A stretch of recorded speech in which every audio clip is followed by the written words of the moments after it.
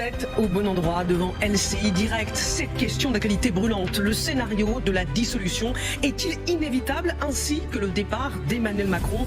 Oui, selon notre sondage IFOP pour LCI que nous allons décrypter et du MEDEF. Je vous parlais de ce sondage, un sondage IFOP pour LCI qui sonne comme une claque pour l'exécutif. Regardons ensemble, 63% des Français se déclarent favorables à une nouvelle dissolution. Est-ce que ça veut dire, Valérie, que les Français ont déjà tourné la page? Non, ça veut dire qu'il y a une inquiétude dans le pays, il y a une colère dans le pays, on verra quelle forme elle prendra. Et depuis la réforme des retraites, il y a eu ce que certains appellent une blessure démocratique qu'il faudra réparer. Je pense que ce sondage traduit cela, l'impression que quand il y a des réformes, elles se font contre la volonté de la majorité des Français. Je vous rappelle que la réforme des retraites, 75%, c'est un chiffre moyen, parfois ça montait plus haut, étaient opposés à cette réforme des retraites et pourtant elle a été promulguée. Marine Malouine. Oui, on sent que les Français fatigués, énervés de subir les décisions des politiques. C'est quelque chose que moi j'ai beaucoup entendu cet été, notamment l'interdiction de la cigarette à la plage.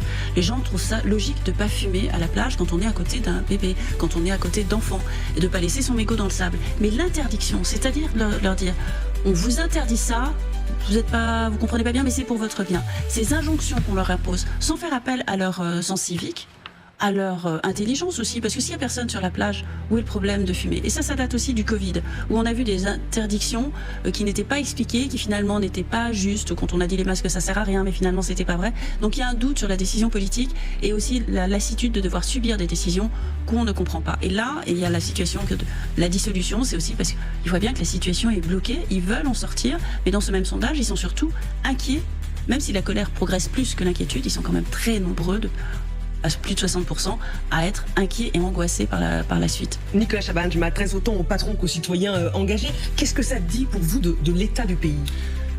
Ce qu'on se dit déjà en tant que citoyen, mais je crois qu'on peut tous se mettre autour de cette table sur cet axe et ce chemin, on a juste envie de quelque chose de stable, la stabilité. Je crois que par défaut, énormément de gens seraient d'accord pour qu'il y ait une stabilité dans un équilibre qu'ils n'auraient pas forcément exactement choisi, mais qu'au moins il y ait quelque chose qui stabilise cette situation. Et donc le réflexe naturel, puisque on le voit, ce match avec des éléments qu'on a évidemment identifiés, qui mélangés à l'infini ne donnent jamais autre chose que ce qu'on voit depuis un certain nombre de mois et d'années, et bien dans ce cas-là, c'est le fameux reset. On revote et on se remet en situation d'essayer de trouver une majorité. Je suis persuadé que peut-être 20-30% de Français se disent si c'est pas ma majorité, au moins il y en aura une et il y aura une forme de stabilité. Je suis assez étonné de voir à quel point la situation telle qu'elle est aujourd'hui va laisser place dans l'esprit des gens à sans doute, et par un espoir qu'on peut comprendre, quelque chose de mieux, quel que soit le scénario final. Je parle pas des deux grosses branches qui s'opposeront toujours et qui ne seront pas du tout satisfaites du fait que l'une ou l'autre ait finalement obtenu cette majorité. Je parle de cette zone un peu plus neutre au milieu, qui n'en peut plus de ces discours politiques pendant des heures, je l'ai bien dit.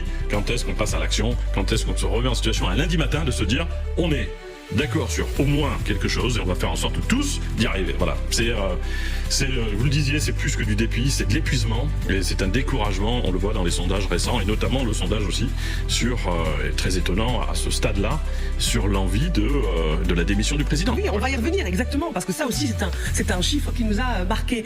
Pour l'exécutif, les irresponsables, ceux qui sont responsables du chaos à venir, ce sont les insoumis. Et nous sommes justement en direct avec François Piquemal, député de Haute-Garonne de la France Insoumise. Merci d'être avec nous en direct sur LCI. J'aimerais vous faire écouter ce qu'a dit François Bayrou sur ce qu'il considère comme l'alliance entre le RN et la France Insoumise pour faire tomber le gouvernement. Qu'est-ce qu'il peut y avoir après? L'alliance entre LFI et le RN, ça conduit la France où? Ce sont des organisations politiques, pour certaines d'entre eux brutales, qui sont absolument antagonistes l'une contre l'autre. Et c'est par leur addition des voix qu'on se trouverait dans une crise politique. Et Emmanuel Macron d'ajouter, ceux qui ne voteront pas la confiance s'éloignent de l'esprit de responsabilité qu'un parti de gouvernement doit avoir, que LFI ne l'est pas, cela ne me surprend pas. Vous êtes irresponsable ? François Piquemal ? Je crois que là, M. Macron devrait s'appliquer à lui-même ses paroles. L'esprit de responsabilité de sa part, ce serait de tirer un constat et un bilan des échecs successifs des actions qu'il a menées. Tant au niveau politique, économique, social, de la question écologique notamment, mais aussi du point de vue de la démocratie. Une intervenante a dit sur votre plateau, qu'il y avait eu une blessure démocratique avec la réforme des retraites. Et ben moi, je suis totalement d'accord. Je pense que c'est pas la première blessure démocratique, par ailleurs, que nous subissons. Moi, par exemple, mon premier vote, vous savez, ça a été en 2005 contre le traité constitutionnel européen. On sait ce qu'il est advenu après. C'est pour ça qu'on réclame d'avoir un nouveau contrat politique pour le pays, qui soit décidé collectivement, un contrat politique entre les habitants, les citoyens, les citoyennes et leurs représentants, pour savoir comment on fonctionne. Ça s'appelle la 6e République.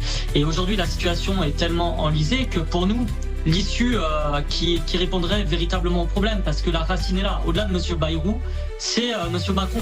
M. Macron doit, à mon avis, partir. Il doit démissionner. C'est pour ça que nous déposerons une demande de destitution à l'Assemblée nationale la semaine du 23 septembre, parce que c'est le plus raisonnable. Et vous l'avez dit dans vos commentaires, je pense que tout le monde a aujourd'hui besoin d'une clarification dans le pays sur la ligne politique, sur le programme politique, sur le projet. Mais justement, de société. François Piquemal, qu'est-ce qui vous fait croire que si François Bayrou chute, qu'Emmanuel Macron quitte l'Élysée de son plein gré ou contraint, qu'il y aura cette clarification, que ce ne sera pas pire après?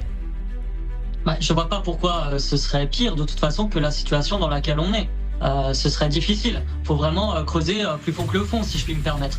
Donc, si vous voulez, ça permet de reposer les choses au niveau des programmes politiques qui sont proposés, au niveau des projets de société et d'avenir pour notre pays qui sont proposés, et que les habitants votent en conscience, après, de manière éclairée. Et puis, en tant que démocrate, il faut accepter le résultat des urnes.